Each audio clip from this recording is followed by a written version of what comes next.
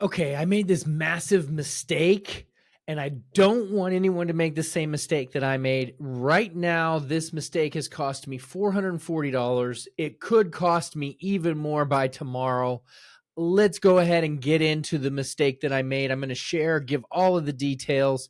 You know, when you're trading, you got to pay attention to what you're doing. I was in a conversation, I was in a meeting, and I was trading while doing a meeting, and I wasn't paying attention to what I'm doing. So if you guys go back to yesterday's video, I'm going to put the link up there. I did a 0-day expiration credit spread, and it went beautifully. I made a $300 credit. By the end of the day, I was able to collect most of that, and it was awesome, right? I ended up making like $170, and that's what we're trying to do here. We're trying to make a couple $100 a day, right? Just doing these 0-day expiration. So I did one today, but I did a 1-day expiration, not 0. But let me show you what I did. And I thought you might be interested that I actually made some money yesterday. So that was cool. But today, here's what I did. So you're going to take a look at this Tesla 2 option strategy. And, you know, partially is because I'm not used to Robinhood's option chain. So if we go to look at option chain, on Google, you're going to see how options chains work. Okay. Let's go ahead and just look at a Tesla option chain here. And, you know, when you see a chain, you got puts on this side, calls on this side. And when you go to make a buy and a sell, you just click on the bid and the ask, right? You want to buy it, you click the bid. On the ask, you take a sell. It's very simple. Same with the put side, right? And that's what I'm used to trading. And so this is a common option chain. Well, with Robinhood, let's go ahead and look at their option chain. We're going to go to Tesla here, TSLA, Tesla. And then you click trade options, and their option chain looks totally different. Okay. Totally different from what I'm used to. You have to click these toggle buttons: call, buy and sell, and call and put. Okay. Now I'm not making any excuses here. This is not an excuse. I'm just saying this isn't what I was used to. So I went in, and what I was doing yesterday, if we go back again, watch that video, I bought yesterday I did it on the SPY, but I bought a 470, and then I sold a 471 yesterday, and I collected the credit, right? It was very simple. Okay. But the problem is, you go over here and you click, we go to calls, you click buy, right? And then you have to click sell, right? And then you're getting a proper credit. Okay. No problem. Very simple. But what I did today, I'm going to undo those. What I did today was I went to buy, and I wanted to do the 245 and the 245.7. I wanted to collect this credit. So I went to buy this, which was the correct thing. But instead of doing the sell, I clicked buy again. Okay. And I looked at this, and it said total cost. It should have said total credit. So let's go ahead and look at the difference. We're going to do that, and we're going to click sell. And you're going to see if you sell it, right, there's the credit, 41 cents. Total credit versus total cost. And so I wasn't paying attention, and I just kind of forgot about this toggle system, and I just bought. Right? So here's what the results are. Let's go back now and look at the results of my mistake. Okay. So right now, we're going to look at my account. You can see the massive drop. I was believing that Tesla was going to go down. And so I wanted to collect a premium on that drop. And so as soon as I did that, I noticed that I was losing value in my option.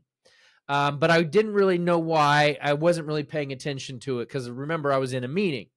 Well, the next thing you know, I'm way, way down. And then I found out when the market was closed. So now I'm down $440. If we look at my positions here, This is my current Tesla position. I'm down $448, $440. Now, here's the thing. The total cost on this was $1,100.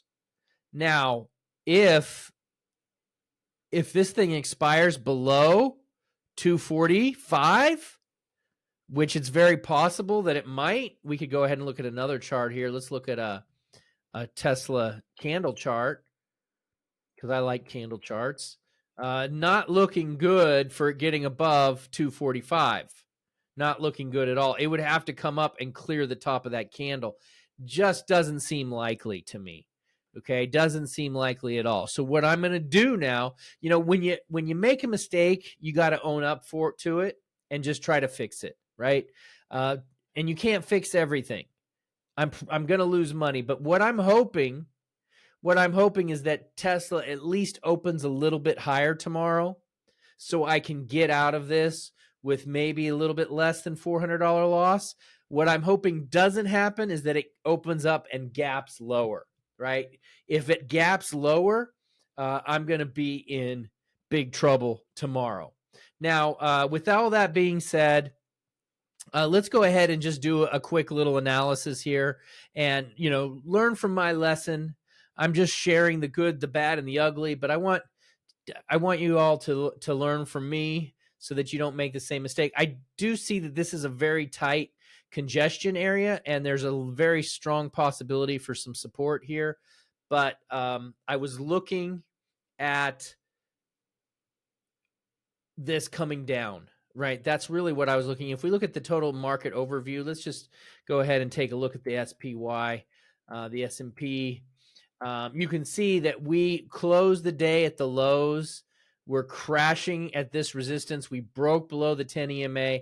I feel like we've got some room here now to go down. We had such a big move. Let's go ahead and actually just draw a fib. Let's see if we can do a fib or not. Oh, whoa, that's a weird fib. Yeah, wow. Yeah, I don't know how to do a fib on this thing. But if we did a fib, I'm sure that, the 50% is right around here. Yeah, and that's where I think we could get to the 20, the 28 or whatever's right in here. I think that that's probably where the market's going to go. So we want to be aware of that. If we look at this on a weekly time frame, we've had such a big move, and this is a nice weekly reversal candle. The last weekly reversal candle, you see what happened. We went pretty low for quite some time. We had a period of August and September was a down period. So I'm not saying we're going to get 2 months down. I don't know, but I do know that once this starts to turn, the market tends to move in that direction. So that's kind of what I'm looking at right now, but don't make the same mistakes I made. Tomorrow, I'm going to give you guys a really in-depth crypto update. And, let me know. Let's make some fun out of it. Let me know about some of the mistakes you've made in the comments. And sometimes you can laugh when you're looking back at it later.